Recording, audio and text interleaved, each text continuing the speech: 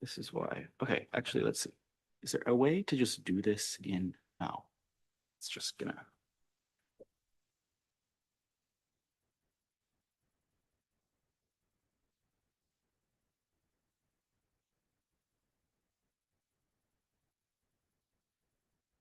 Yeah, then it goes to that, but it's not connecting the Zoom. Just waiting for Ecology, but signed in.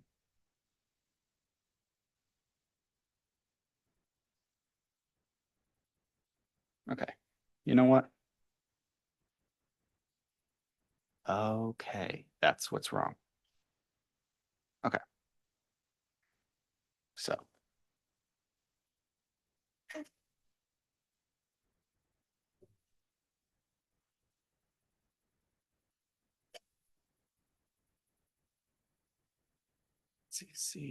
Let's see, studio. Okay.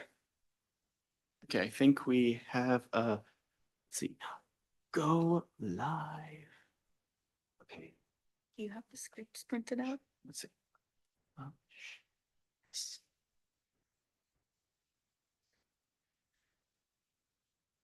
Okay. Possibly. Yes. Okay. So we are going to.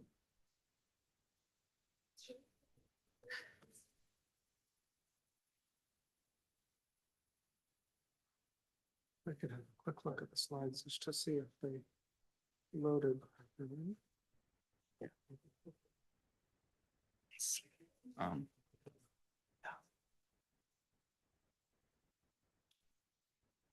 It's going back to Mac, so it should probably be fine. Just Yep. Yeah. Just click through them, then I'll return to the. Should I have people start yell at them to swipe? Yes. Yeah. Yeah. You can just like yell out to people to swipe. okay. So that's backgrounds didn't come through properly.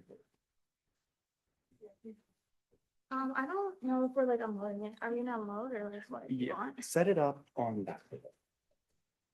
But no one will eat yet. We're just get the food just settled. Do you like a way you want it though? Doesn't matter. Whatever you guys think is best. Well, and then the rest of the food is over there. Okay. Awesome. Thank you guys. You guys are stars. All right, we're gonna be taking attendance too, so we have a new card scanner. Do you wanna come up here and scan? Is everything okay? There are a few backgrounds that Do you want I'd like to to edit change. them? Yeah, if possible, that would be. we'll see. We Excellent. will go. Don't walk back this way. It's not a huge deal, but Yeah. okay. Feel free, we can really quickly edit it. Okay. Slideshow back on the front.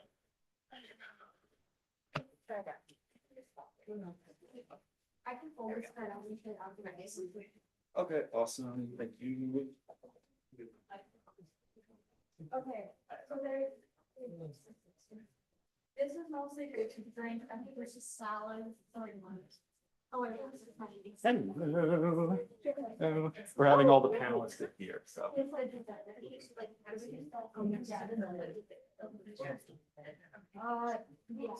Yes, wait. Okay, that should be it. Everything good? Awesome. Thank you. And the end on there. Or do we have people? Yeah. Okay, great. Thank you. Oh, God, I'm so sorry. Totally your call. We probably need to. Okay. Yeah, whatever. Oh, what? I love that. That's great.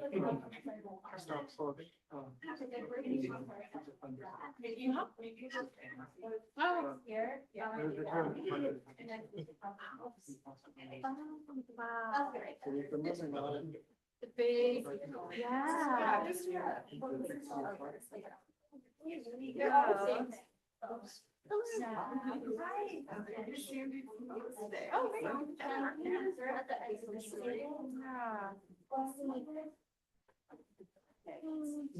Hey, Henry. Hello. How's it going? It is going well. Where do you think I should, kind of, it looks like panelists will be here. Panelists will be here. When they speak, panelists are gonna come up here to talk. Yeah. So Right. probably anywhere In like the middle-ish. maybe over, I would say that side, so you Yeah. can get photos of the panelists. Mm-hmm, yeah. Yeah. Perfect, sounds great. Hey.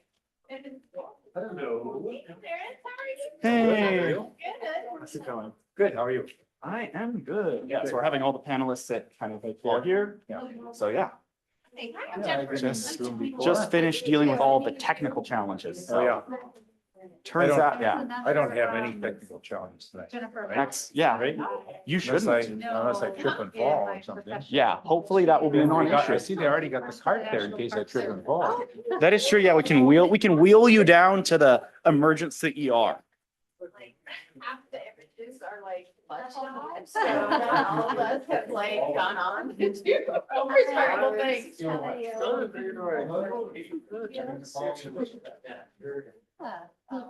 I appreciate the invitation. Hi, I'm Jennifer. I don't know Hi. if we've met, we Oh, have. We did. We met at the Yeah. FWCD thing last. That's right, year. exactly, Yes. yeah, but, Yes. yeah, this is Yeah. great. What Yeah. a really wonderful event. Yeah, no, it's been great working with, my folks who kind of work Yeah. out all the details and working with Kieran. Oh, great. Very good. Excellent. It's like, we have $1,300 worth of food, That's have fantastic. 40 slide deck. Oh, nice. So it's like, Yep, you're good. yep. Nice.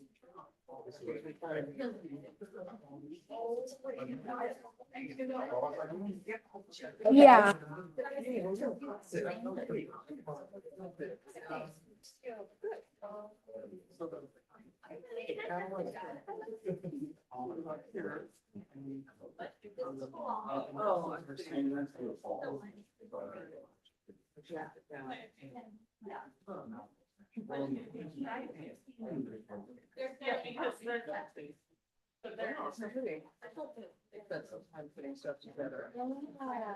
Lovely. I don't know, but it's kind of dangerous though.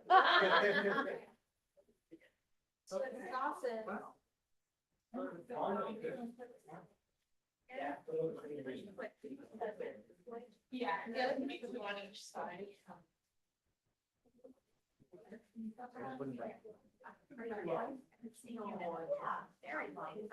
I'm just gonna stick my card in.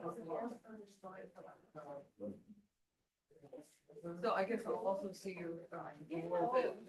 Yeah. Yeah. That was Yeah. Yeah. Anyway, we'll go on different. Yeah, just put this. Is that one? Scheduled for that. Yeah. Zoom or- Yeah, I know, this is weird. You know, I might make a fool myself. Yeah. Yeah. Take one for the team. I really feel ready to take you one for the team. That's why. Well, no, I'm gonna try and meet with her, I have as well. no. Great, okay. Well, I was gonna- Yes. Let's kinda sit. Are you speaking? Yeah. go. Zero plans for how. Yes, nobody came. What? Nobody came up to start. Okay, I'll just yell out. Yeah. We're gonna Or- go Well, find a I don't know, napkin I and don't throw know these that things. at all. Okay. I'll take The, this. Yeah, so she sent me like a mock-up But with the schedule, and I think there's lots of things that I think that Well, I mean, I suppose we could too, it's just Yeah. that, like I said, we had. Hey, everyone, just announcement. We're tracking. Oh.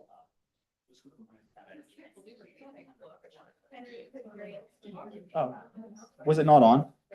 Oh. Hey, everyone. Let's see. Now you can hear me. This is just a quick reminder to please, swipe your U card.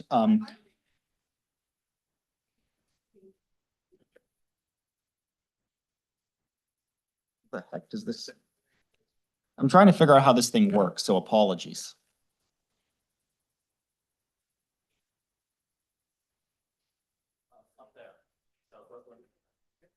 Brooklyn, the one who's waving is the card swiper.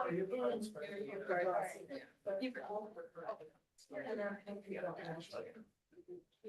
we go. Cool. Thanks. Sorry. Usually sign up.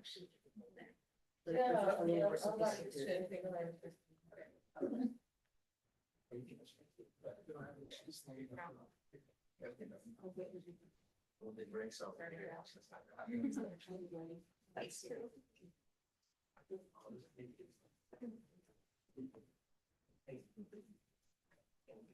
Go ahead, I'm trying to get.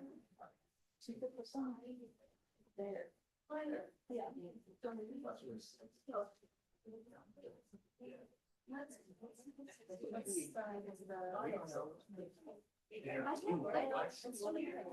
Yeah. The last time she was here. Yeah, north. Oh, thank you. Not at Norfolk, but I think on the west bank further. Does that make sense? Because I had- So I think it's like my card? Yeah, Okay. I swiped mine. That was so much. Wow. Thought it was much. But it's, she gave a talk. I remember writing my children. Yeah. And it was one of those things.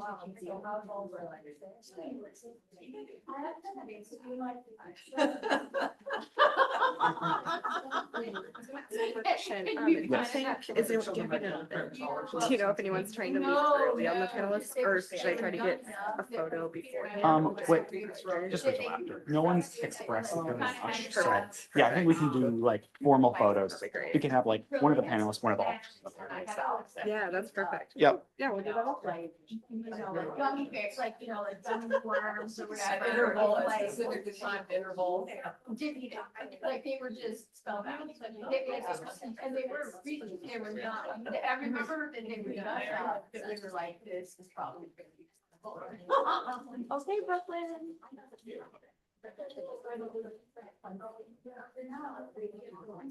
Will they show up on there?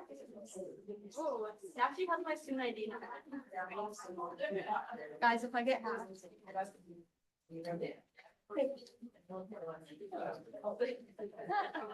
There you go.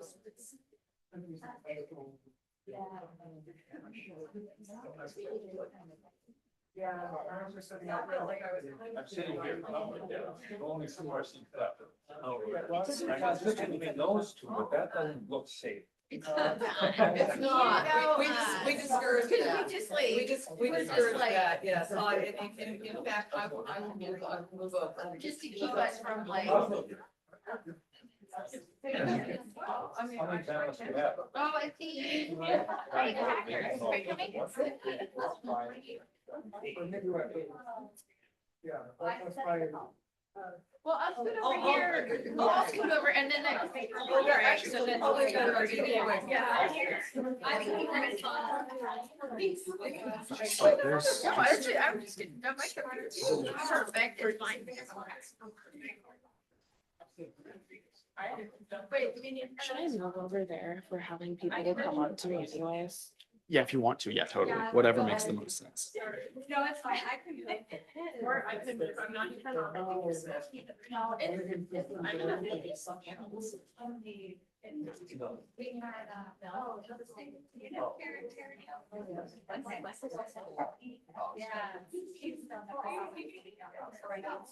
was really saying that she's a little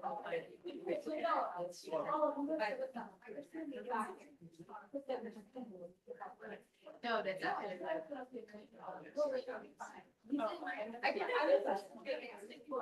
So my class. Okay.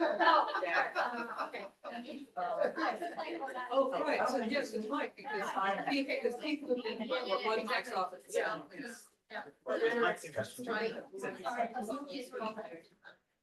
Oh, my, oh, yeah, my office. Yeah, with you. Yeah, absolutely. Yes. Hey, yeah, that's for you. Is this? So I think these can function as homes. Oh, so good.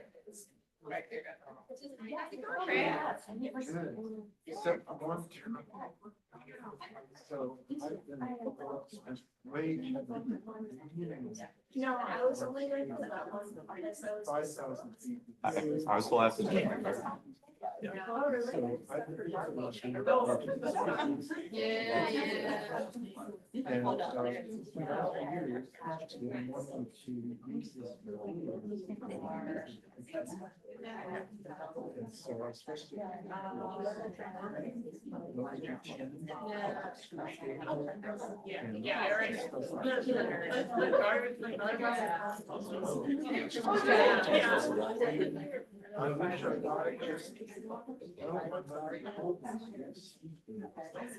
My parents never told me that. I grew up in Colorado, like went to Arizona, and they used to, they knew that I burned all the time. And so even on like, to get ready for camping trips or whatever, they'd make me stay out in the sun so I could get my greens or like my suntan, to lay down my baseline layer.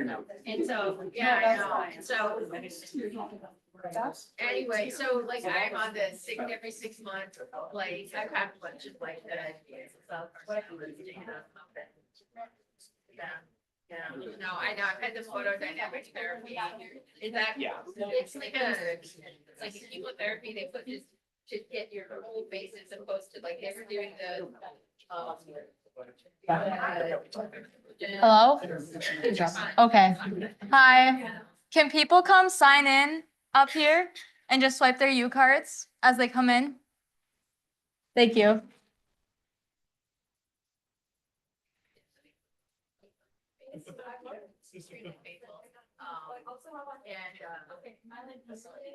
Well, the board I don't have during and so then you're so sensitive to like, you have to go.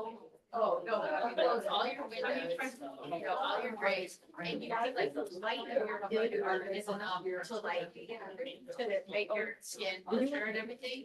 But when I had this with three, and then was kind of on my cusp, and I went out to my car and I got like a big cancer head and stuff, and my, catalytic. And so I feel that. So, like, so, anyway, so I started wanting. Hello, how are you?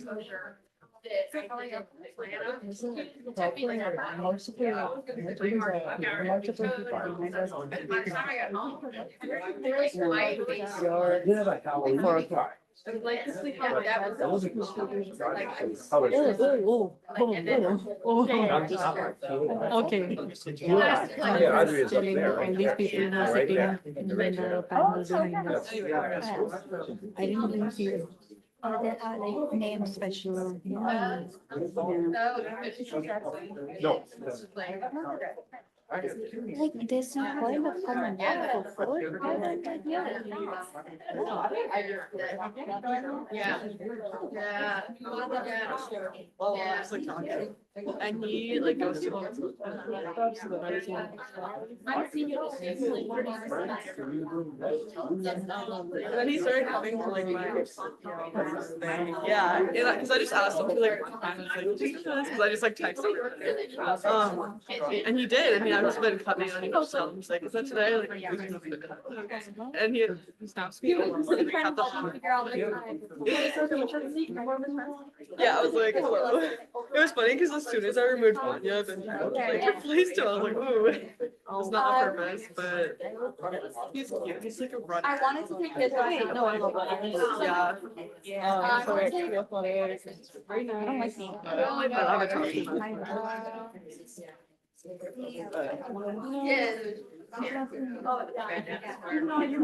Yes, we can. It's nice to see you. Yeah, yeah. I'm going there tomorrow, actually. Hey, So found get the out. devil. Yeah. No, I feel I feel like he's not short, but and that's that.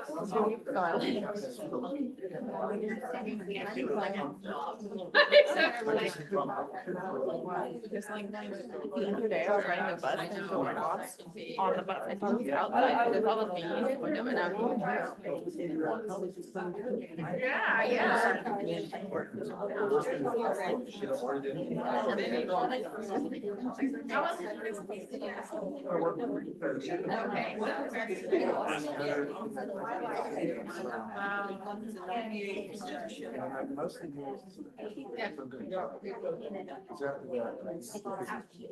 Okay, yeah, I got it. Yeah.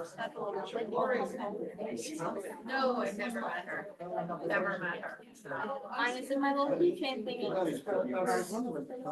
Yeah, I have them all sides. Okay, I'm gonna sit down. Do I need to like come up here?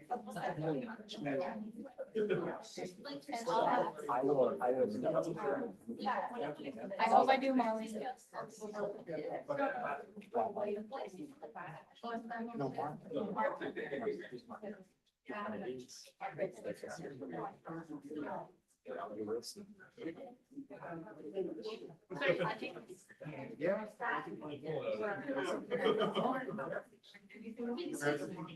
Okay. And general.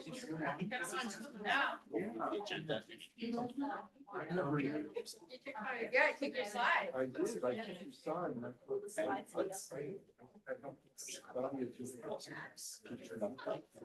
Which is it? One.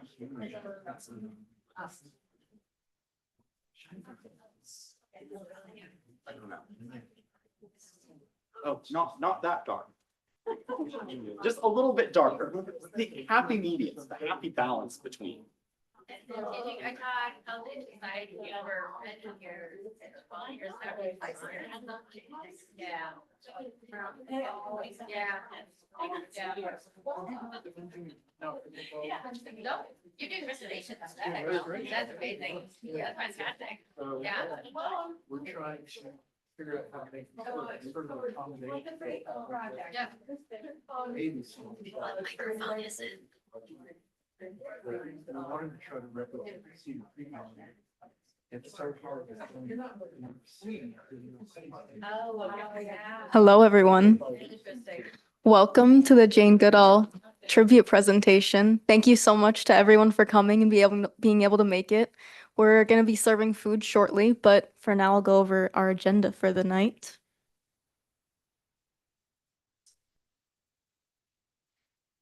Fortunately, we have. I want to thank the Ecology, Evolution, and Behavior Department for being able to sponsor this event. Thank you so much. Let's give them a round of applause.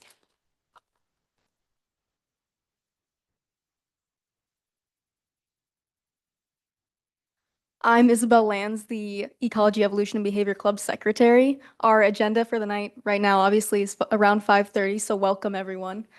At around 5:45, we're going to be serving dinner, which is right up here at the front. You can come through and there's food and drinks. And then at around 6, our keynote speaker, Dr. Mike Wilson, will be presenting. After that, at around 6:10, we'll have our panel discussion. And finally, at around 6:50, our closing remarks. Thank you. And then let's present our president of EEB Club, Henry Rosado.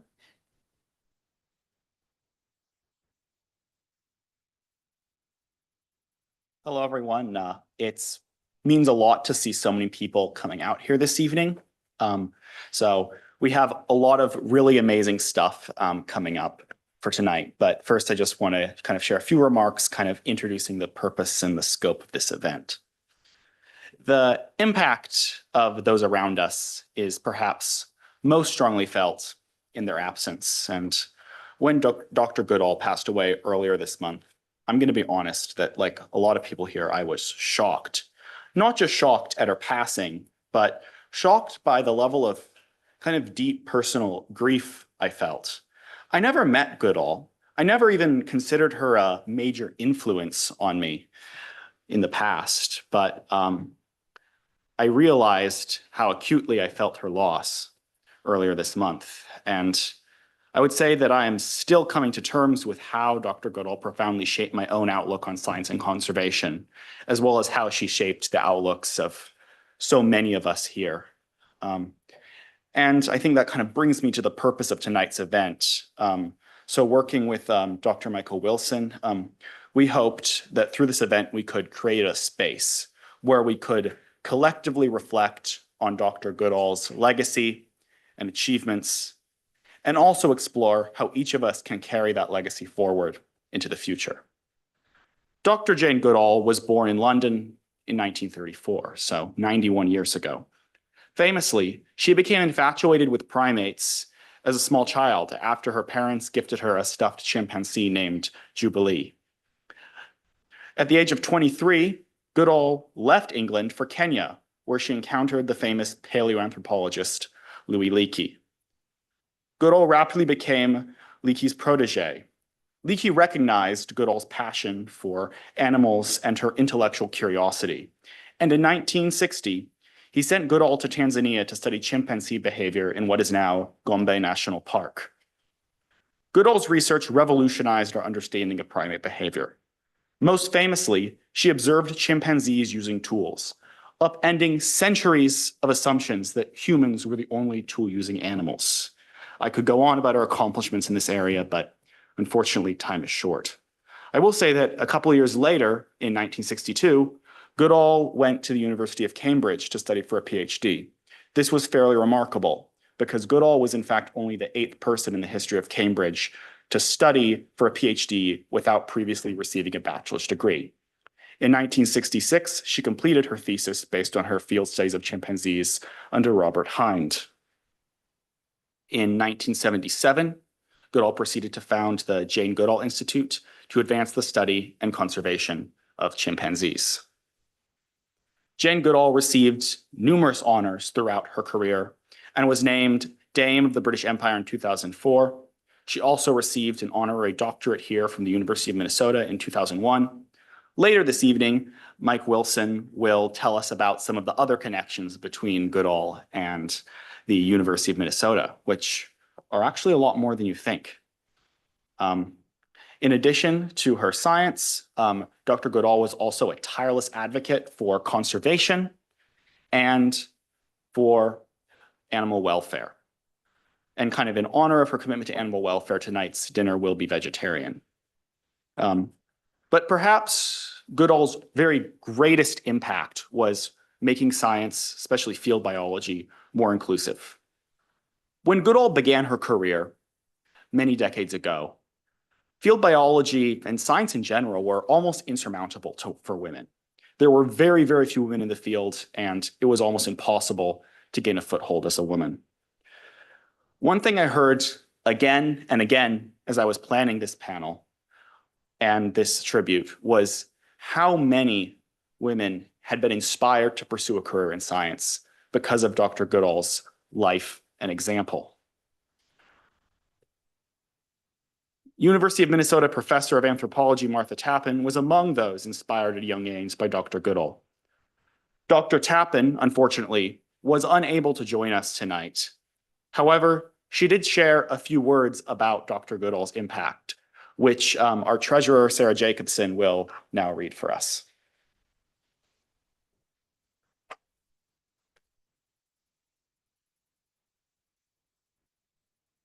Hello, everybody.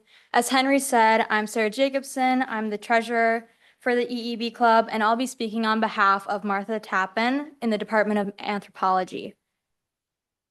Martha says, I have no great claims of closeness with Jane Goodall. I think I only met her once. Her influence on me may be a bit cliche for a female anthropologist my age, but that is what makes it so transformative. Some context that I can't leave out.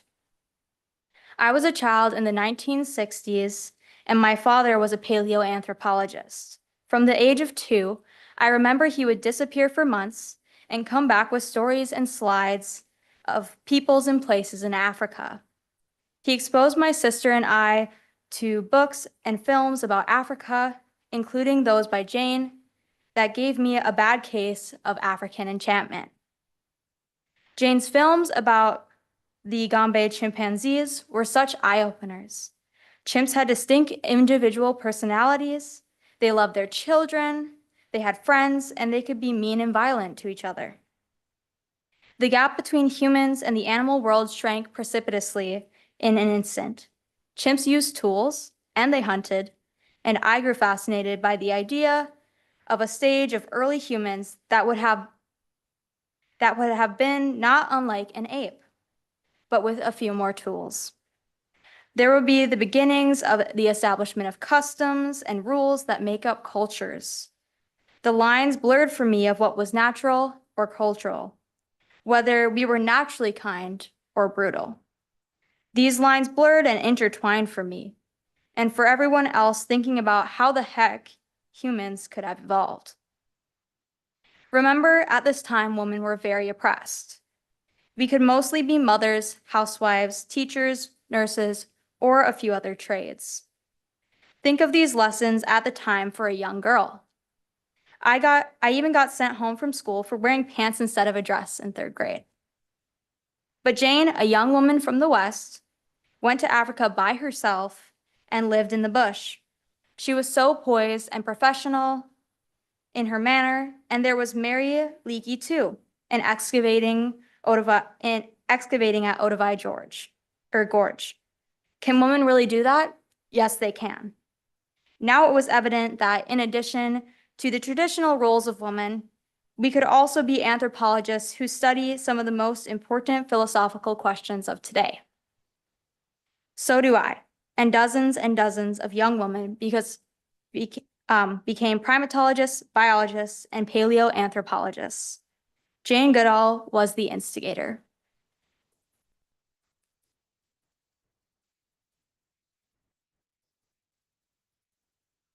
Thank you so much, Sarah, for reading those words, and kind of thank you from afar to Martha Tappan for writing them. I think it's really inspiring. And so we now have a lot of ground to cover tonight, but it is actually now 5:47, so we are going to transition to dinner. So we have a lot of people, and maybe I'm not quite sure if we have as much food as people. So just like everyone, like wait to take seconds until everyone is gone. But I think we can start. You can start standing up and getting in line, and then our officers will be there to kind of help coordinate serving the food. So all the food's over there. It's all from Afro Deli.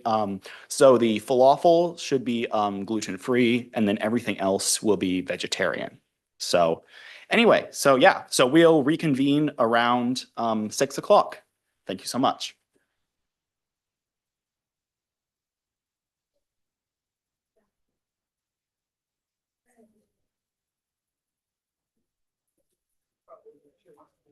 You know, this stuff is beautiful. I know.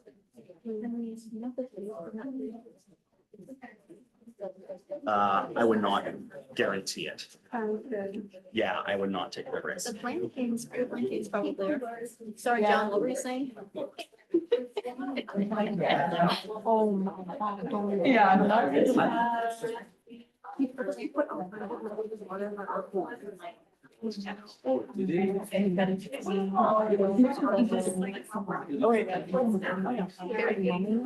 Oh, yeah, we talked. I don't know how long I was gonna go, but. It's funny. What are you doing? Indiana Jones lost.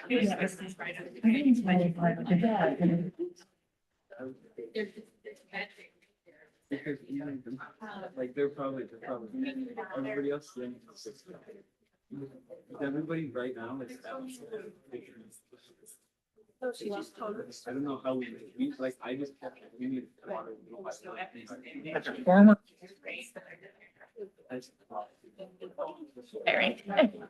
No.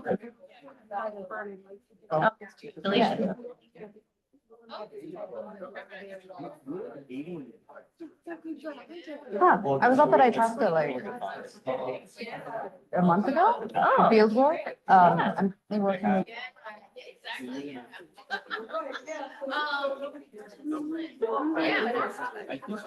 But up there, it's so nice. Really, yeah. Right, so I was always. Also. Yeah, it's not. What's the common things that the function I found out when everybody I sent an email, so What do you actually? I hope you're fine. So you look at like. If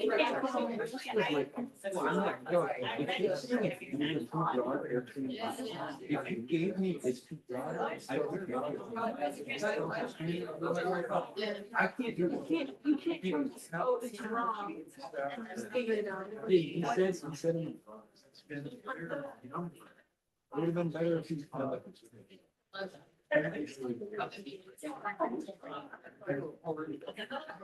Just a quick reminder, if you haven't yet, to please, so as you're getting your food, the ID station will be right there. So just please swipe your ID as you're going by, if you have not already. Thank you so much.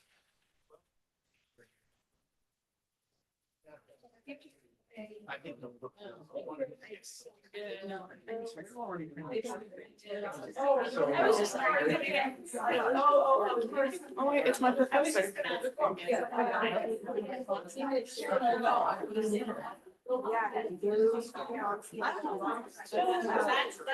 It's okay.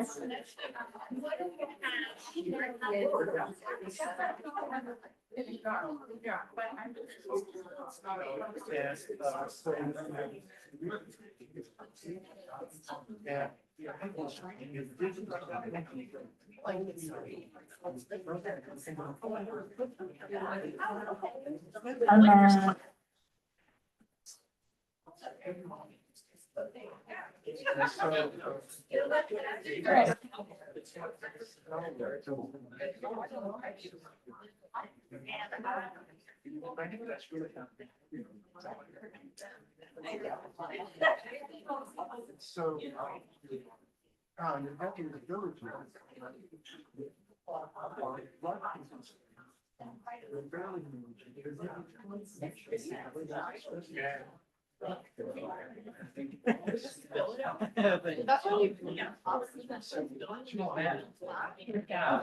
How's it? Huh? How's it going?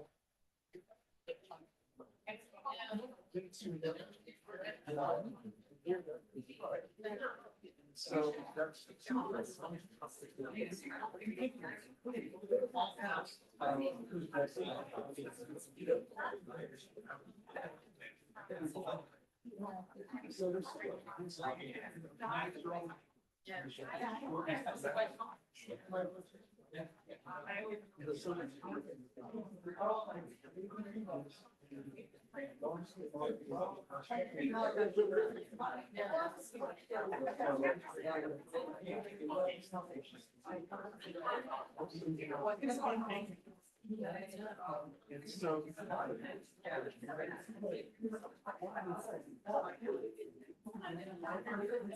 So.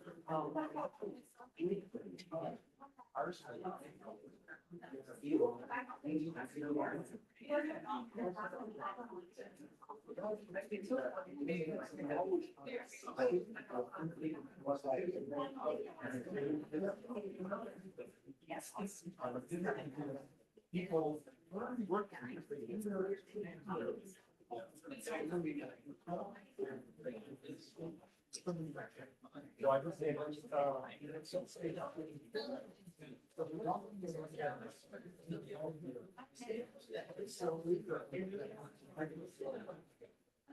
We've always.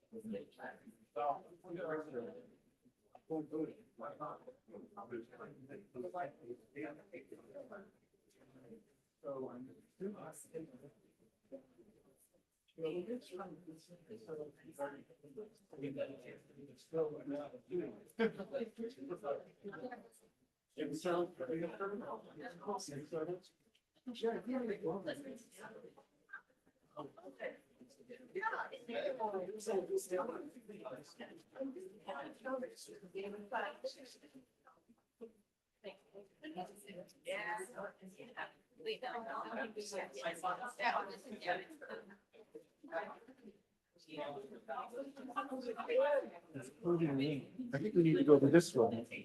Oh, yeah. No, it's right Okay, yeah, around. that's better.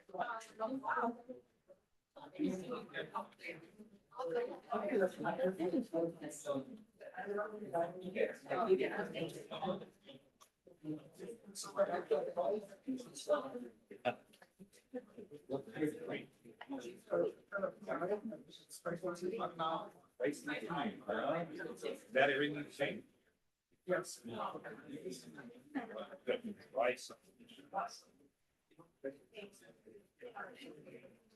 Oh, good luck with the rest of the event.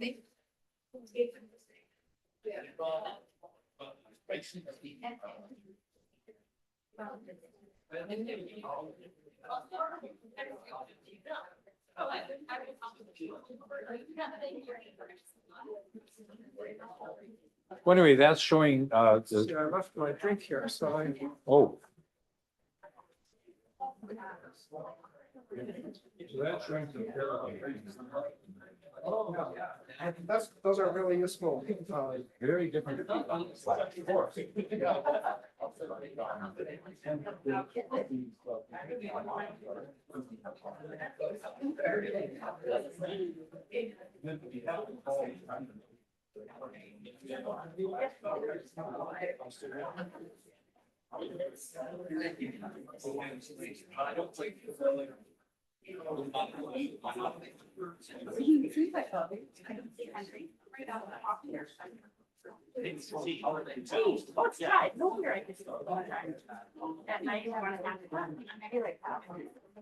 Yeah, no, it's all just tea.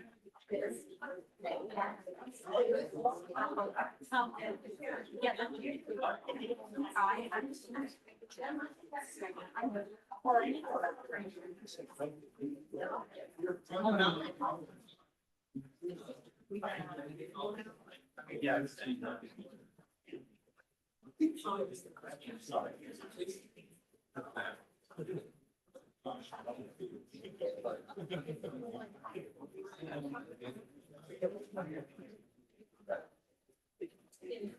Yep, that's why I did that.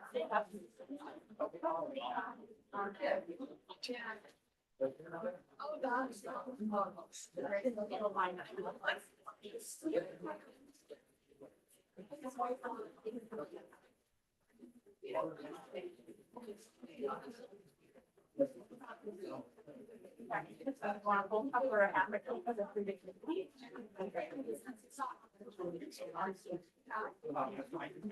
This one is.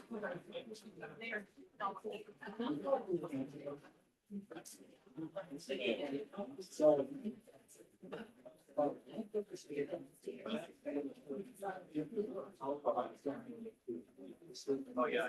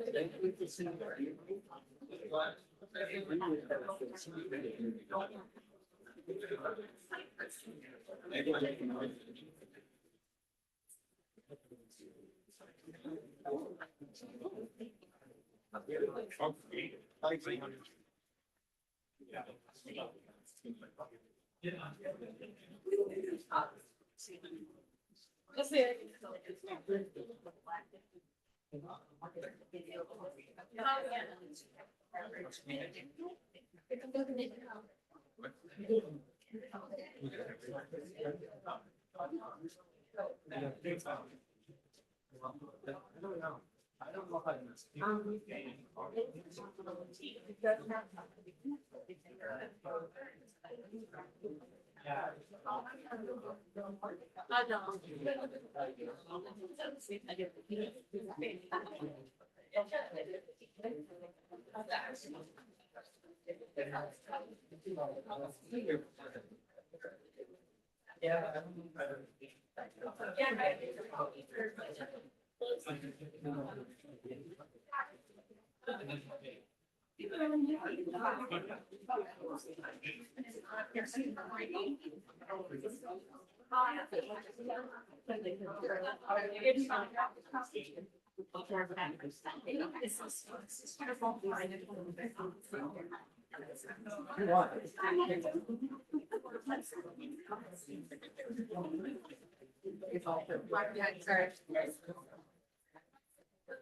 Yes, you want to, yeah, more than happy to. I mean, you should.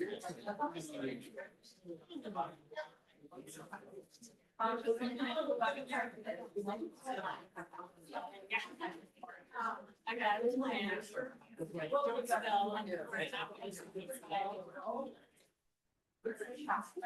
And for you, we'll cover a little bit. Yeah. I think we should. Thank you for- Did you hear it? You can hear my. Oh, yeah.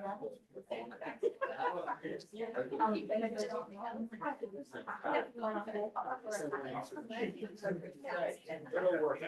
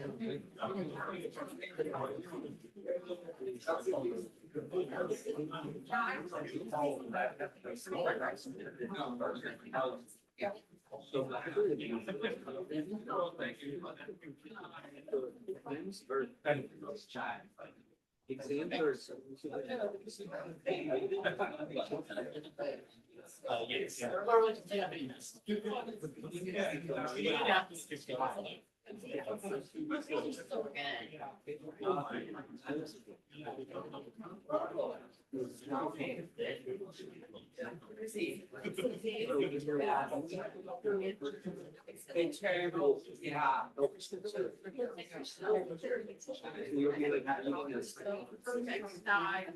You'll be like, It's okay. Thank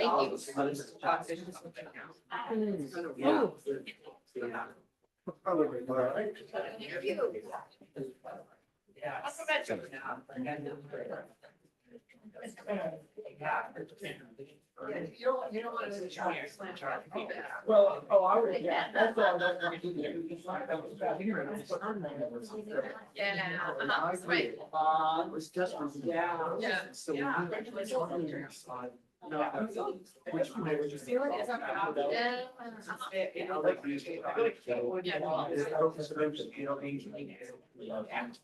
A lot of these. Yes. So.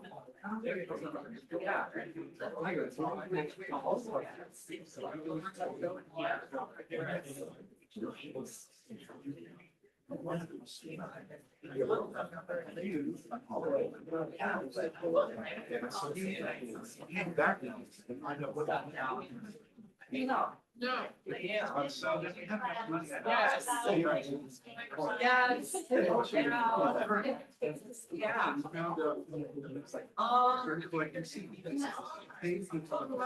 Yeah.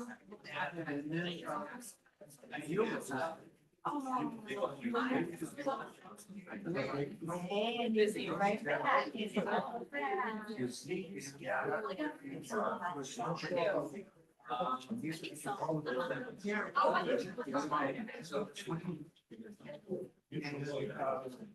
Or it should be about. So.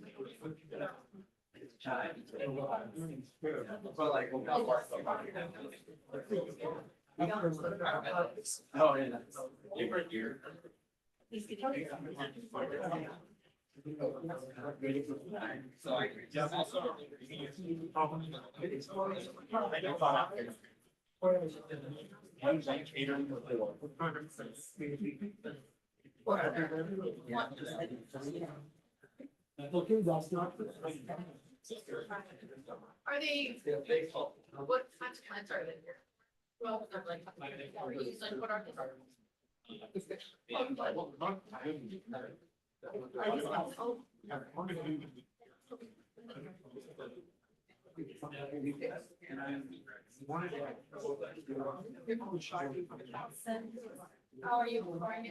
Yeah.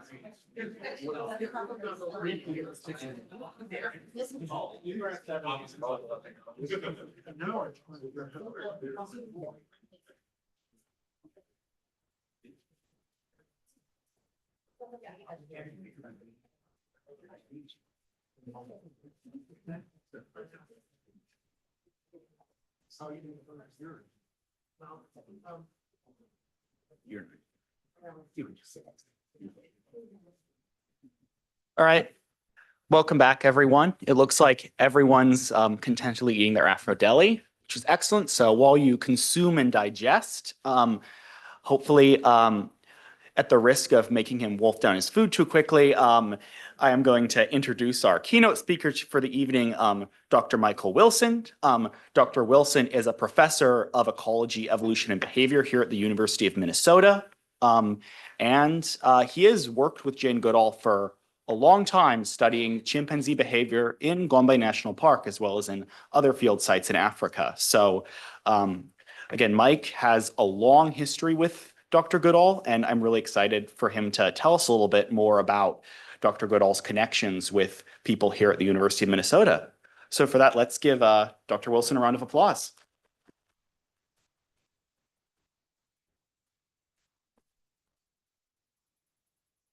Thank you very much, Henry, and thank you to the EEB Club for hosting this event, which I think is just marvelous. It's really spectacular to see all of you here and to pay tribute to this amazing person.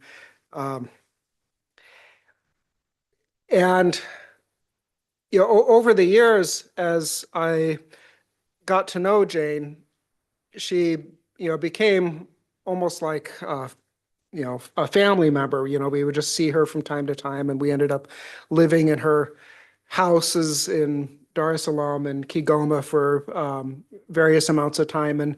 And in that kind of situation, it's easy to kind of forget just how big Jane was. You sort of habituate to her presence. When I first met her, I couldn't say a word. I was kind of in awe of being close to her, but eventually you just sort of think, well, that Jane is someone we know and is someone we work with. But when she died, it became clear just how much she means to so many people around the world. And so it's, I think, really great for the EEB Club to create this opportunity to get together and give us a chance to reflect on what Jane and her work mean for us. So here's a photo from the last time that Jane visited Minnesota with some of the people who are here in the room tonight, and people who've been working at Gombe or with Gombe data in one way or another. Gombe National Park is a small park in Tanzania. It's close to the border with Burundi. It's just across Lake Tanganyika from the Democratic Republic of Congo. And it is the site where Jane became the first person to study the behavior of chimpanzees in the wild over the long term. And the classic image that we have of Jane, I think, is of a lone person. I wonder if we could bring the lights down a little too, so that we can see the slides more clearly. Let's see, it might get very dark. It might get very dark. So maybe there's a choice between utter darkness and. That's very dark. I don't know. Okay. We'll keep it really dark for now. Okay, so here's Jane with her telescope in the early days at Gombe looking for chimpanzees. And it's, that's the kind of classic image we have of her and her work, the lone scientist. And eventually the chimpanzees became used to her following them around, and she was able to get observations at closer and closer range. And it is the case that in the early 60s, it was Jane by herself. But by the 1970s, there was a whole team of people working at Gombe. And that's why it's a result of some of the people in this photograph that we have a strong connection between the research that Jane began and the University of Minnesota. And there are a couple of people who are especially important in building that connection. One of them is Ann Pusey, who began working at Gombe in 1970 as a research assistant to Jane and stayed on at Gombe to do her PhD research on chimpanzee behavior. And starting in the 1990s, she began bringing Gombe chimpanzee data to Minnesota and eventually established the Jane Goodall Institute Center for Primate Studies at the University of Minnesota in 1995, where she began taking all of the paper data that had been accumulating from the research team at Gombe and began digitizing them, putting them into a computer database to make analysis of data feasible in a way that had not been before. Another person who has been key is Craig Packer, who is sitting right here, who worked as a research assistant on the baboon project that Jane Goodall also began at Gombe. She began that project in the 1960s, and Craig worked as a research assistant for that project in the early 1970s, stayed on to do a PhD at Gombe, and brought the baboon data to Gombe and has supervised students who have analyzed the Gombe baboon data and collected more field data. And I myself started studying chimpanzees as a student of Richard Wrangham in Kibale National Park, Uganda, which is where Michelle Brown also works at the same field site. And Richard had been a PhD researcher at Gombe as well. And pictured here are some of the researchers of the baboon and chimpanzee projects at Gombe and some of the administrative staff when I was working there as the director of field research. I started working with the Gombe project as a postdoctoral researcher with Ann Pusey in 2001. And from 2003 to 2006, I served as the director of field research in Tanzania at the Gombe Stream Research Center. And then in 2007, came back to Minnesota and joined the faculty at this university. There has been a long history of connections between Jane and Minnesota since then. Jane visited Minnesota frequently to check in on the activities at the Center for Primate Studies. as Henry mentioned earlier, the University of Minnesota awarded Jane an honorary PhD in 2001. I was here for that event as I was just about to start my postdoc at that time. And the Science Museum of Minnesota was one of the producers of an IMAX film that featured Jane Goodall and the chimpanzees of Gombe, and also some of the graduate students working at the site at the time, especially Elizabeth Lonsdorf. And in 2008, Jane came to Minnesota to speak at the veterinary school graduation. And most recently in 2018, she spoke at Northrop Auditorium. And just to give a little context for how the work at Gombe proceeds and the many people involved in it, there's a cycle for research. Here's a flow chart that begins with data collection, which has been going on at Gombe since 1960 and really since about 1973 using comparable methods. And the work that Ann Pusey really began with bringing the data to Minnesota was to digitize those data to make them usable for data analysis, making some of them available in public data sets, and this generates scientific publications. And that leads to new research questions, and then we go out and get research funding, and that supports more data collection. So this process continues. And it's a cycle within a much larger set of things that includes the global scientific community, increasing in scientific understanding, and increasing education, and letting a broader audience know about these findings to the popular press. And these various things help support conservation in Tanzania, which is so critical for the continuation of the existence of chimpanzees at Gombe. And so the parts of this that are funded mainly by the Jane Goodall Institute are enclosed in the green circle, and the things that the Gombe Research Consortium, of which Minnesota is a member, are in the red, and there's a lot of overlap. And the thing that I really want to emphasize here tonight is that the work that began with one person by herself in the forest now involves many people. This is Ann Pusey with some of her team members in 2006 in Uganda, and it includes people such as Joanne Shoemaker-Stanke, who were involved as administrating the process of data collection, and a number of people who have gone on to continue to be members and principal investigators of the Gombe Research Consortium.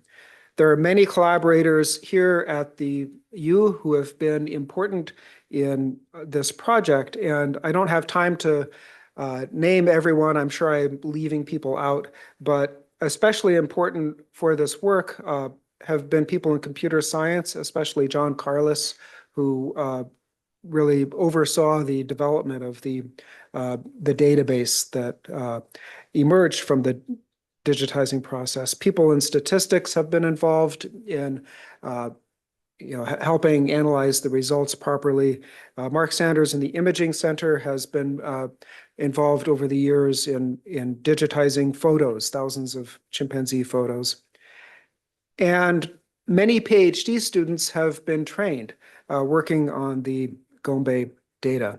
And I don't have time to describe everything that they've done, but some of them are in the room today, and they have been involved in many different ways on a number of different projects that have increased our understanding of chimpanzees. Sometimes people think that, well, you studied, Jane studied chimpanzees at Gombe starting in 1960. Surely we know everything that there is to know about them by now. But because chimpanzees live such long lives and such complicated lives, we're really still at the beginning of learning about them, and we're constantly being surprised by them. Minnesota has been involved in producing people who have gone on to administer the research at Gombe, including myself. Anna Mosser was the director of research for a couple of years. Deos Mjungu, who earned his PhD at Minnesota, is still the current director of Gombe Stream Research Center.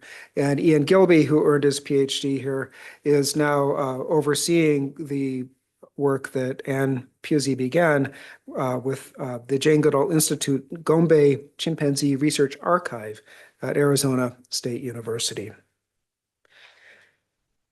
This is just a picture of chimpanzees at Gombe to remind us of what the research focuses on, which is these amazing individuals that are so distinct. And that's really one of the things that Jane brought to people's attention, was that the individuals are different from one another and that those individuals matter. This is Sheldon looking at us in a nice pile of grooming chimpanzees. I don't have time to really give a talk on research questions, but I just want to highlight a few of the studies that have both been highly collaborative in that they've brought together lots of people on different parts of the university and around the world, and also that have been important for ensuring the survival of the chimpanzees and into the future. The health monitoring project that Elizabeth Lonsdorf and Dominic Travis began has continued for many years and continues to provide insights into the health challenges that the chimpanzees at Gombe face. This includes Tiffany Wolf, who is a member of our panel here. And we have learned some surprising things about their disease ecology, including the somewhat, I guess, scientifically fortuitous occurrence of a virus at Gombe that was not present at any of the other well-studied chimpanzee populations, SIV, which is the immediate precursor of HIV-1, which is responsible for the global AIDS pandemic. And we have learned that chimpanzees develop AIDS-like symptoms and die from the virus at a high rate. And so among the people who have participated in this study are Clarence Lehman, who is on the panel as well. And the chimpanzees within Gombe, they will not be able to survive into the future if something is not done to make more habitat available to them, because Gombe is a small park and it's really, and it has been isolated by deforestation outside of the park.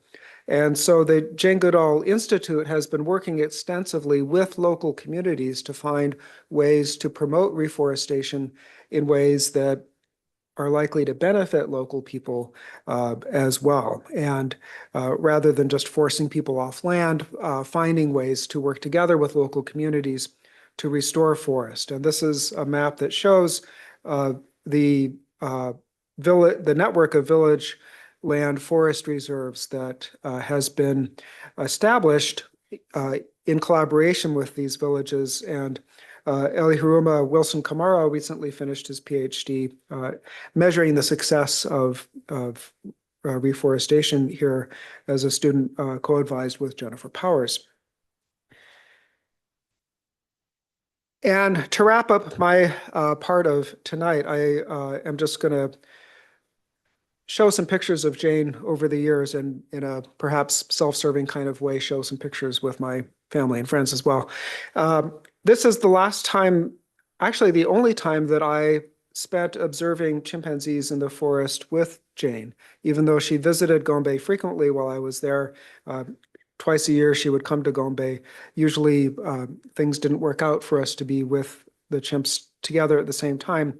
But one day, we both independently went off to the forest by ourselves to get away from the crowd that was surrounding Jane, and ended up meeting each other and Fifi, who is a chimpanzee who's hidden in the bushes over there. When my older kids were young, they spent time with Jane on her visits, and they greatly enjoyed her stuffed monkey, Mr. H, who Jane was not at all amused when my wife suggested that Mr. H just stay with us because our kids like him so much. That was not acceptable. And here is Jane with some other friends of ours. And when she spoke to the veterinary college graduation, and here are my big kids grown up with Jane, towering over her. The last time that I saw Jane at Gombe was in 2016, and it was quite striking because an event had occurred recently in which the alpha male Ferdinand had tried to kill an infant of Tonga, a female chimpanzee, and Jane was kind of horrified by this event and was also puzzled by it, and so she called a meeting of all the researchers to discuss what was going on. And it was very interesting having that discussion, and I think it reflected a lot of things. One, the meeting was entirely in Swahili, and it in that way reflects the inclusiveness of the research, that it's really a Tanzanian team that runs the research, and we make efforts to learn the local language so that we can communicate with people on their own terms. And it also reflected Jane's open-mindedness, in which she wanted to know what people thought about what was going on. And some of the researchers, Gabo, who was standing over here, gave an explanation for this behavior that was very much in line with what, as researchers, with what some of us think was going on, was that the female Tonga had not been mating with the alpha male. She'd gone off on consortship with Sheldon, who we saw earlier. And so he didn't think this kid was his, and so he was trying to get rid of it. And Jane didn't like that explanation, but she listened to it. Most recently, Jane spoke at Northrop Auditorium, and as I think was always the case when she spoke to public audiences, people came in throngs and were entranced by her delivery, the stories that she had to tell. And public speaking, I think, was really her superpower. She spoke without notes. She spoke often using very few slides, if any. And she told stories that she had told many times before, but she told them in a way that always sounded fresh and intimate, as if she were just recalling something that she was telling some close friends. And shortly before she turned 90, we had our last meeting with her. These are members of the Gombe Research Consortium in Los Angeles when we were there for a conference, and Jane joined us and participated in the conference. And she struck me as being frail, but also still very sharp and energetic and able to get around, and was really quite amazing right to the end. And so with that, one of the classic things that traditions that existed at Gombe was whiskey on the beach. Jane liked her whiskey, and she especially liked it at sunset with a view of the mountains of Congo across Lake Tanganyika. So with that, say cheers to Jane, and thank you.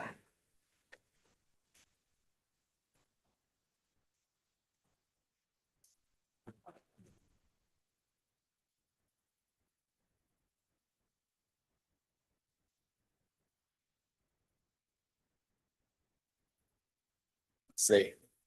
What? I think this is. Now it's very bright, so you can all adjust your eyes for this next part. So first of all, just one more quick round of applause to Mike. That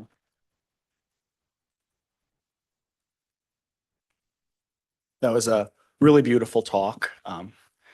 And so kind of, I guess, building on some of the things that Mike was talking about, we're going to move on now to our faculty panel. We have Dr. Wilson already mentioned some of the panelists we have, but here's kind of the full list. So we have Dr. Craig Packer, Distinguished McKnight Professor of Ecology, Evolution, and Behavior, Dr. Michael Wilson, Dr. Michelle Brown, Associate Professor of Anthropology, Dr. Marlene Zook, Regents Professor of Ecology, Evolution, and Behavior, Dr. Tiffany Wolf, Associate Professor of Veterinary Population Medicine, Dr. Jennifer Powers, Professor of Plant and Microbial Biology, and Dr. Clarence Lehman, Adjunct Instructor in Ecology, Evolution, and Behavior. So how this panel is going to work, so myself and Isabel are going to moderate it. So we're going to start with kind of a series of pre-prepared questions before we move into kind of an open Q&A. And so for the panelists, I think I already kind of mentioned this in email, but when you guys have want to respond to something, you can just come up to the podium here with the microphone. So that kind of keeps things orderly. And then we're going to kind of aim for responses because we are running a little bit late, like relatively short, like 2 minutes or so. So just kind of to give like kind of a general framework for how we're going to do this. But with that, I think, Isabel, do you want to start off the faculty panel? Sure.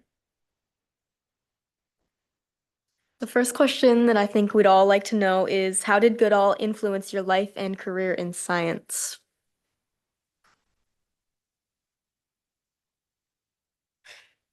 Sure, you can. Join us.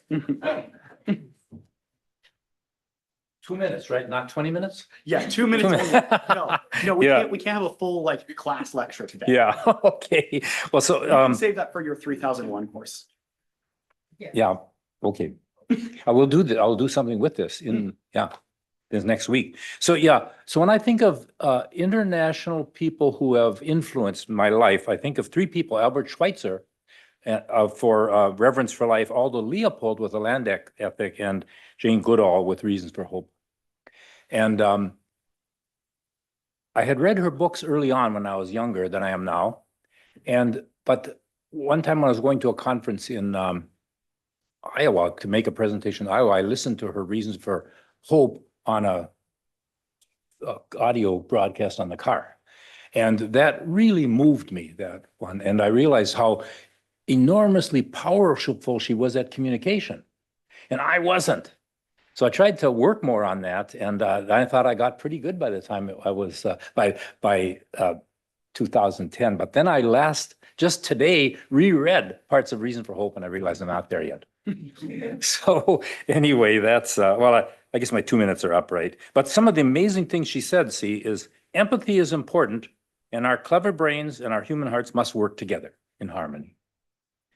And then one other interesting lesson is a powerful, let's see, is, where did I find that here? Yeah, is change happens when you talk to people who you don't agree with.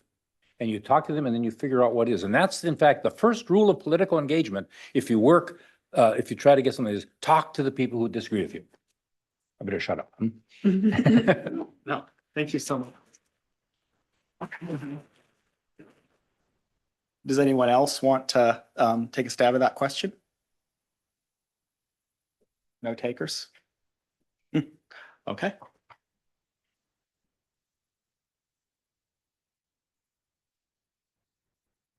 Hi, so my background is in veterinary medicine. That's where I got my start. Before I came to the university, I was a zoo veterinarian, doing all clinical work.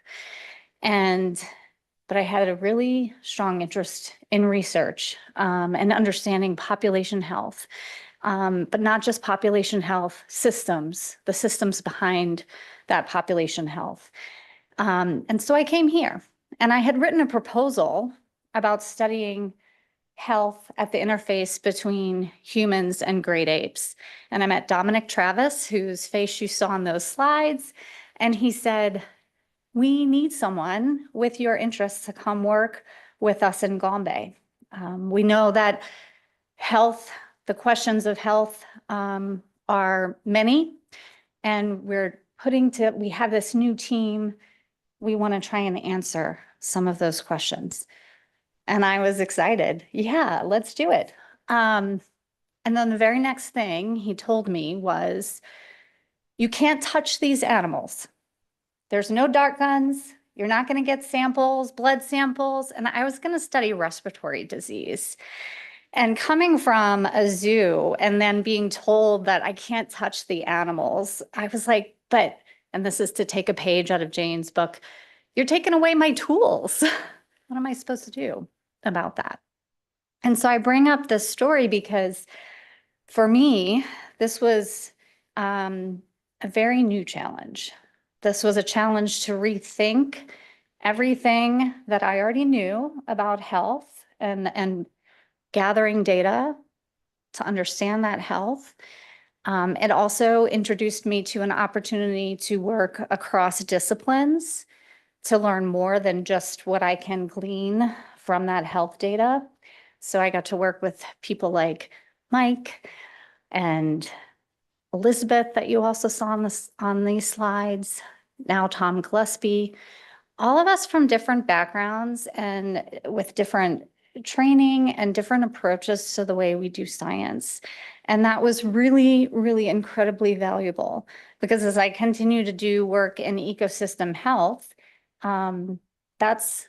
those are the new tools that I have to do that work. And the Gombe site is such a tremendous and amazing long-term study site, an in situ lab for ecosystem health. It's truly amazing. So that's the kind of impact that I had.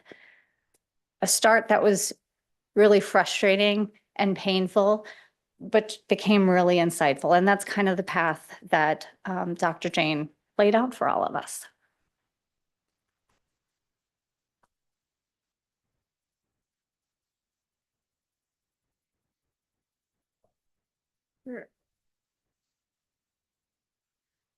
I guess speaking to our female panelists, how would you think that Jane Goodall specifically inspired women to go into like science and science-related fields?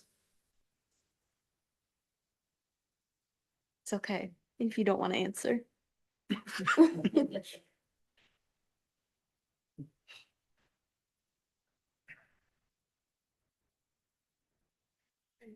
I hadn't planned on answering this question, but I think that I can. When you see pictures of her, like Mike showed us, sitting there reflecting in the field. I'm a field ecologist. To me, that suggested, yes, you can do that. You can have a career, you can be in the field. I don't think anyone could look at those images and not feel that could be me. I think that's the sort of inspiration that that I certainly took out of those pictures and made a career in field ecology. So I think just that, yes, you can. Those were the images that showed me it's possible.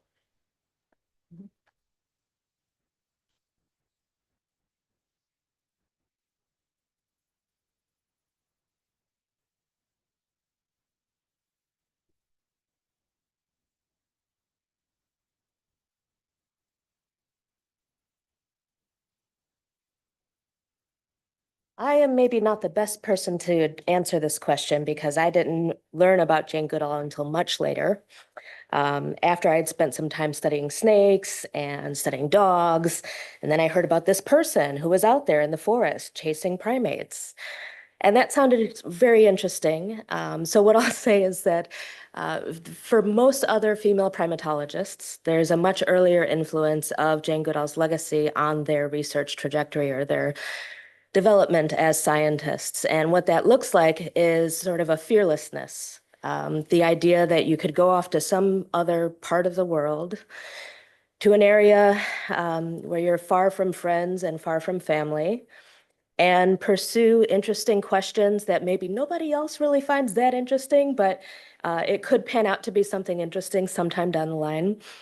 And that this is something where really what's needed is patience and open-mindedness in order to study animals that maybe are not necessarily the easiest animals to study, especially when they're in the trees, deep in a rainforest, and sometimes pooping on us. So there's a lot of challenges that are associated with this kind of field work. But seeing these images that Mike and others have shown tonight, it's really clear that this is the kind of opportunity that a lot of people would not have realized was an opportunity until somebody like Jane went out and showed the world what could be done. So for that, I think we all have to say thank you, Jane.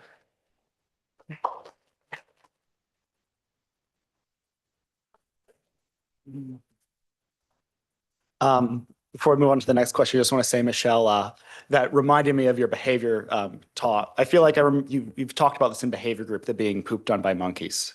Yeah, I'm pretty sure. Yeah. Okay. Yeah. I thought I had heard this before.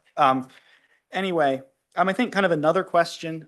So as Mike Wilson mentioned, like Jane Goodall and in addition to doing research on chimpanzee behavior, Jane played a big role in advocating for the conservation of chimpanzees in their native habitat. And I'd love if any of the panelists could speak to kind of why that work that Jane was doing is important now, or maybe even more important now than it ever was.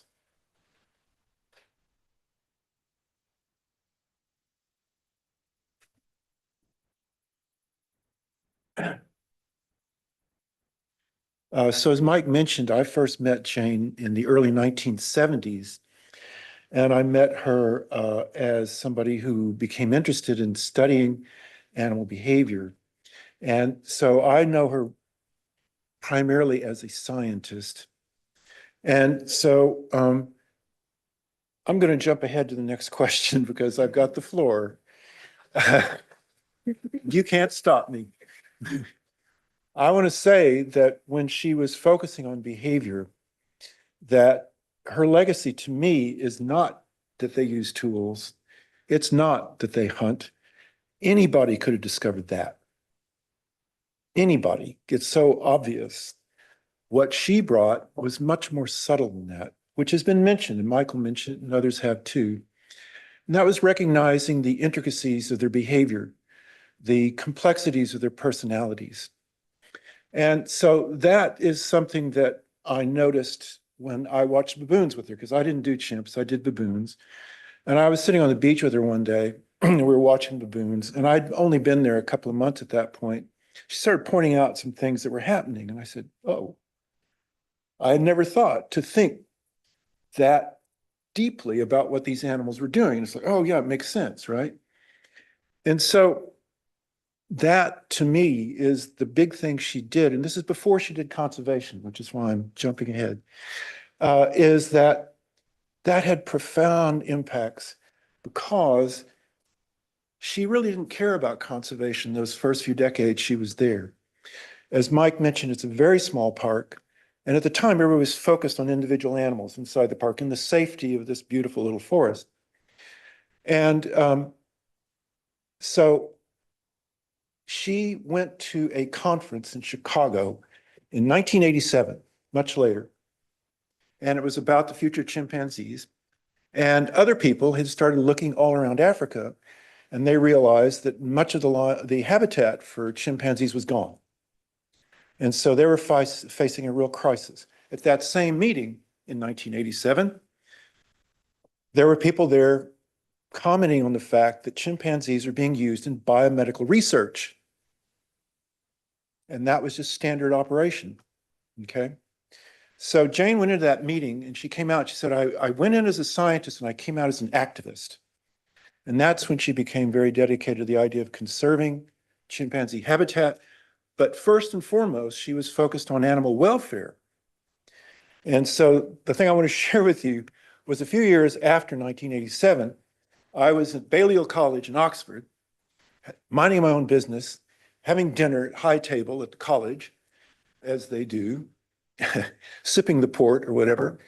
And a Nobel Prize winner comes up to me, Baruch Blumberg. He'd won the Nobel Prize in medicine a few years before that. And he was famous for his work on hepatitis. And so he came up to me and he said, I hear you work with Jane Goodall. I said, yes, I do.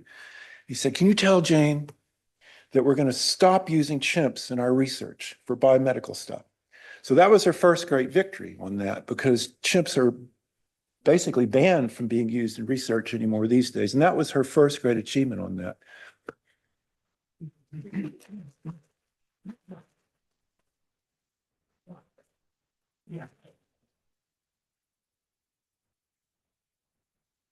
Does anyone else have anything to share, either on the question of conservation or the parts of Jane Goodall's work that were most influential in academia, as Craig kind of already touched on in his answer?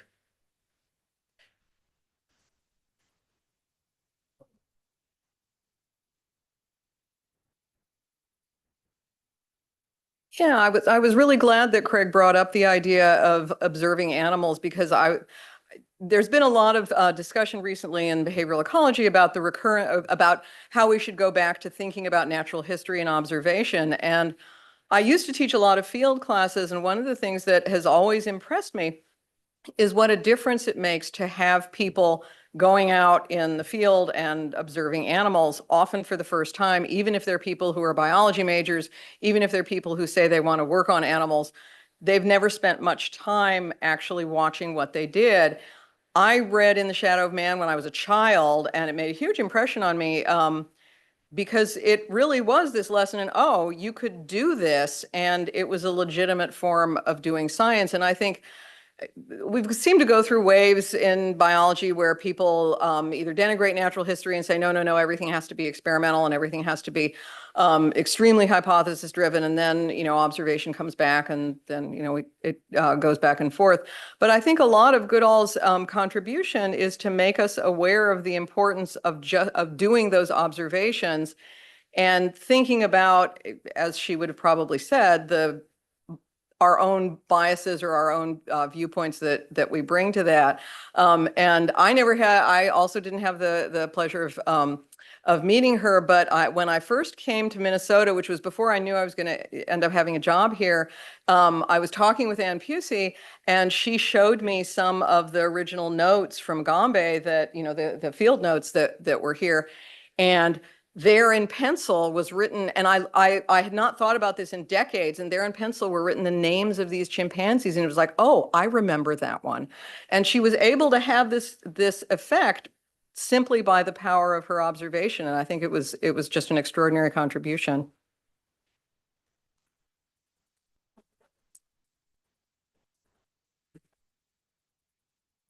So we have a lot of prepared questions that we never got to, but time is of the essence, I suppose. There are parts and things that have to be returned to places and things. So I do now want to take a moment to open up the floor to kind of the whole audience if they have any questions for the panelists. And most of you should have the microphones in front of you, and you can use those to kind of project your answers to the room.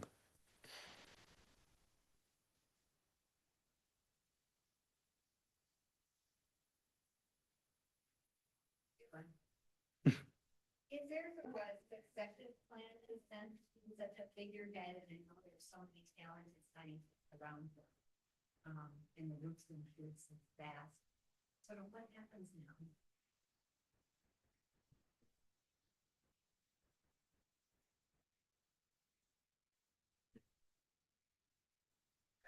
So the question of what happens now is a great question, and something that has been on the minds of lots of people for a long time, knowing that we are all mortal, we are all human. And I think, the first answer to that is that no one can replace Jane. There's not a next Jane Goodall. There's nobody else who can be what she was. But there are lots of people who follow in her footsteps and take guidance from her example. And there are, so instead of there being one next Jane Goodall, there's a consortium of researchers who are keeping the research going. There's a whole institute, the Jane Goodall Institute, which she established, has become a large organization that has a lot of really passionate, dedicated people in it who work to keep the project going. There are a lot of people in countries around the world. So in Tanzania, the Tanzanian scientists that she and her institute and her colleagues trained and employed are keeping the research going. It's really a Tanzanian-centered organization now. Jane Goodall Institute Tanzania is a Tanzanian-led and run organization. The research staff at Gombe are almost entirely Tanzanian. And that's something that's been replicated in many different parts of the world. So it's not just one person who is a successor to Jane Goodall. It's generations of people who try to follow her example.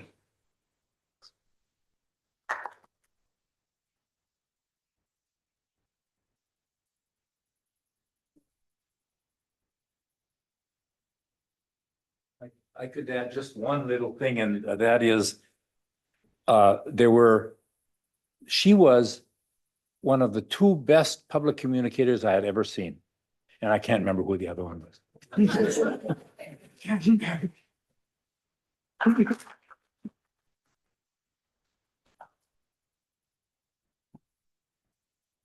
These panelists mentioned a finding, I'm on a mission, and not a scientist, a finding that has changed history or changed the way scientists look at the world.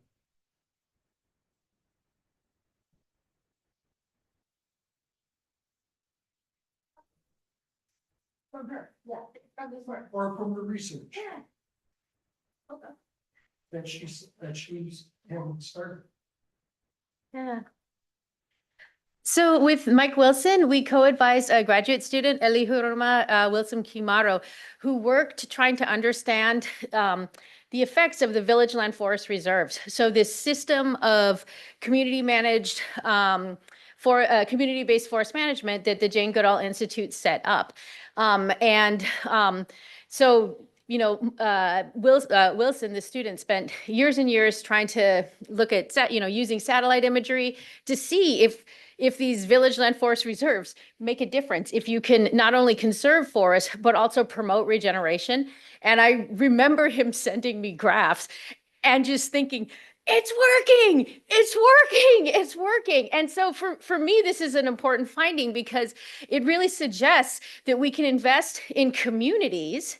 And when you invest in communities, they take care of these communal land resources, and that promotes regeneration. So for me, this is a really important finding because often news, ecological news, environmental news is often very, it's very bad news. And for me, this was like a piece of hope that showed that this kind of program promotes conservation.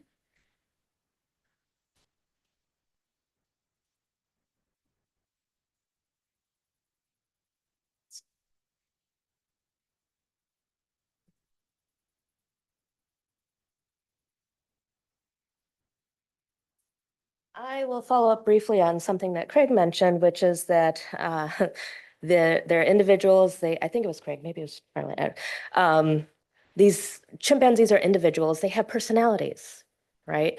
And to us today, that doesn't seem like such a big deal, but at the time, it was taboo. We just didn't talk about research subjects in that way, much less give them names, right? And I guess you didn't talk about the primates, did you? No, okay. So when Louis Leakey sent Jane Goodall out into the forests of Tanzania to study chimpanzees, he also sent two other women out to study apes, great apes. Do you guys know who I'm talking about? Diane Fossey to study mountain gorillas and Brute Galdikas to study orangutans in Borneo. So these three women went out and made history, right? So not only were they doing something that men had been unable to do, but they were also taking a new approach to this science of observing animals, wild animals, and recognizing that they are individuals, that they have their own needs, their own personalities, their own way of doing things. And I will say that I retrospectively kind of benefited from this long simmering process of the scientific field recognizing that personality is actually an okay thing to talk about and to study in wildlife. So when I went to do my postdoctoral research, a big cornerstone of that project was to study personality in red-tailed monkeys. And it was among the first sort of generation of funded projects from the National Science Foundation where personality was the objective, was the thing to be studied, was the thing to be quantified. Prior to that, those studies were not funded. Again, it was not acceptable. So that was kind of a major transition for how we study animals. And again, you know, if we think about it, if you have a dog at home or a cat at home, you certainly know that they have a personality. So why would it be so taboo to use this kind of recognition for understanding the behavior of other animals? And, you know, things might seem clear to us now at this point in time, but in the interest of trying to do objective, pure science, right? There was a long, long period of time where animals were considered to be just these sort of unthinking reactive machines whose behavior is very stereotyped, very programmed. And so exploring the flexibility in that behavior has really contributed to a much better understanding of what drives animal behavior, both at the individual level and at higher orders of organization. So, yeah.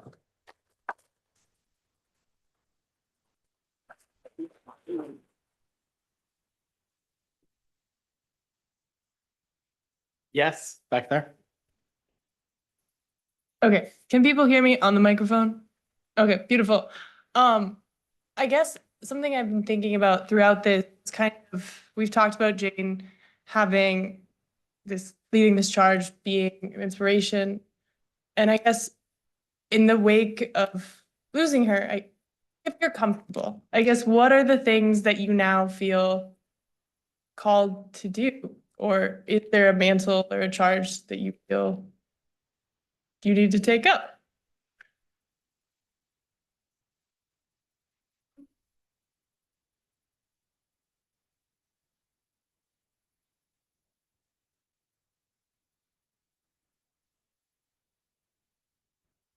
I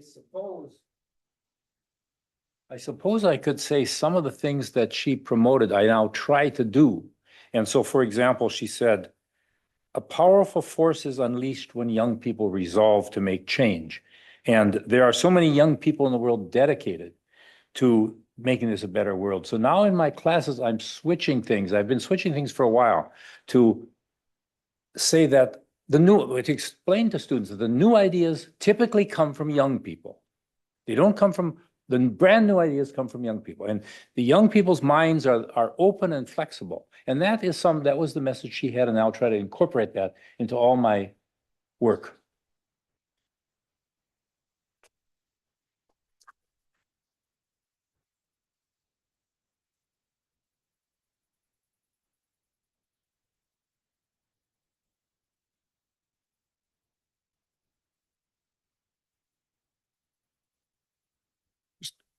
Following up on some things that Craig and Michelle have already said, this emphasis on the individual is something that I think is really the unifying insight or drive behind a lot of Jane's work to promote animal welfare as well as conservation.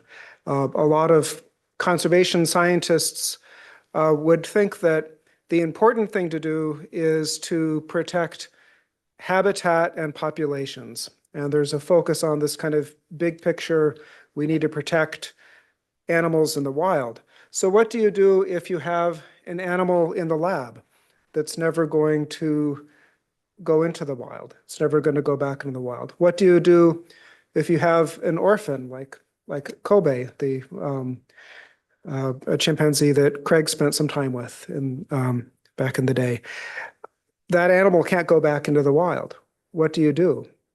Many conservationists would say, yeah, that doesn't matter because what matters is the population, what matters is the habitat. But Jane never felt that way because she was concerned with the individuals. she cared about their well-being and their perspective in life. And that guided her views on conservation generally. It guided her work to find conservation solutions that worked with local people who were affected by the conservation work instead of imposing conservation decisions on local people. It guided everything that she did, and what I feel called upon it to do going forward is to really take those lessons to heart in what I do from now on.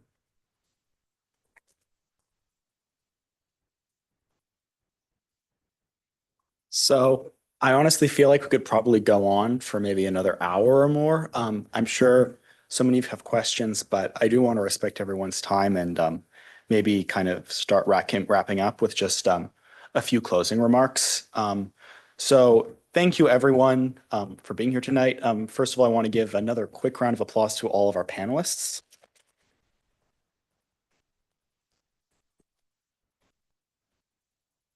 I also want to thank the Ecology, Evolution, and Behavior Club board for all of their work in getting this together, as well as our friend Olive, who's not on the board, but who helpfully pitched in. So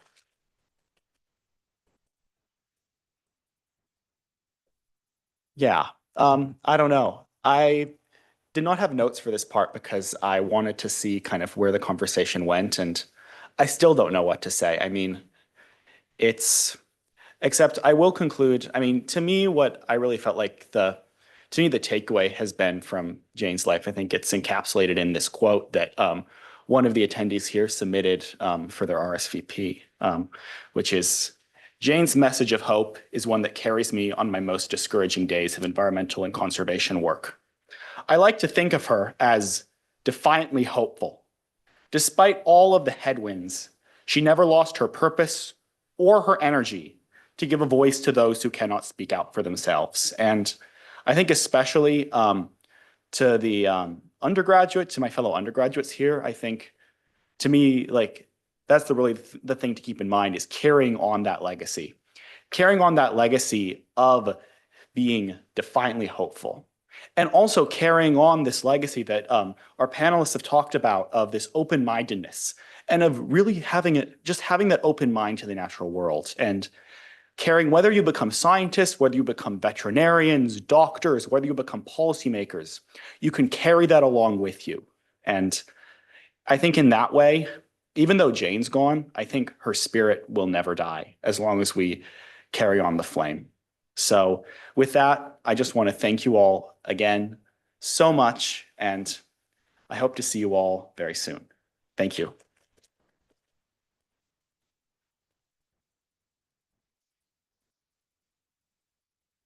Amazingly, we do also have leftover food. So I am opening up the floor if people want to grab seconds on their way out. Let's see. And then for the panelists, I'm going to be very keep it all quickly because Christy's been like, okay.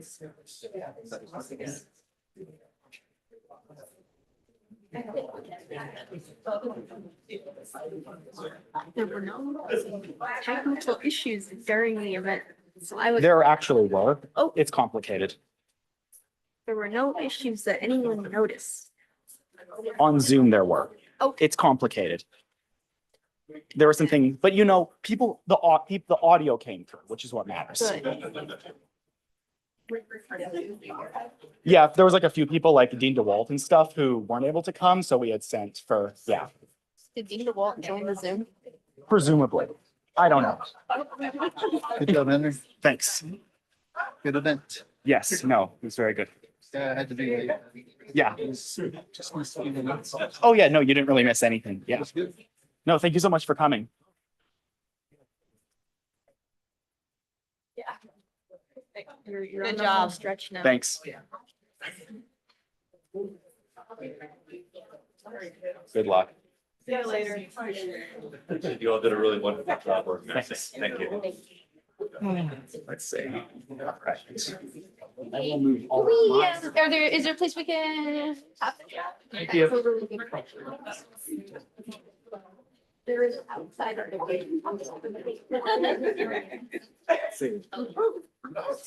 Yeah.